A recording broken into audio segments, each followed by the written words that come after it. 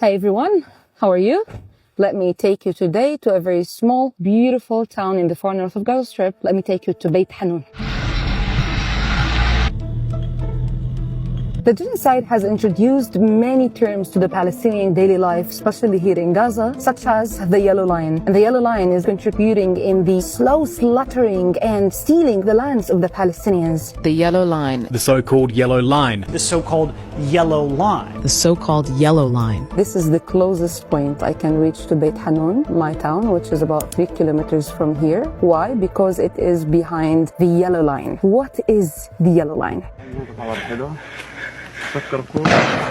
After the ceasefire agreement between the resistance and Israel, the occupation, and as a first phase of the ceasefire, Israel agreed to withdraw its troops to a certain line inside Gaza Strip called the Yellow Line. And this made a boundary. It was supposed to restrict any Gazan movement behind it and any Israeli advance inside Gaza, squeezing about 2 million Gazans in only 42% of their lands in a very narrow coastal strip of Gaza. Israel identified this line by placing about 200 yellow concrete blocks and building about 34 earthen berms, acting like surveillance and military points and bases. However, people cannot even now reach the yellow blocks. In some places, even these yellow blocks do not exist. The yellow line is not identified, as we can see along 10 kilometers between Rafah and Khan Yunis in the south. So people there struggle to know where is the no-go or the dangerous zone, while the IOF is free to advance whenever they want and to take over more lands. This line is seizing about 90% of the Gazan agricultural land, tens of thousands of homes, and it's not stable nor safe. It's not safe because people living here around it are facing everyday artillery shelling,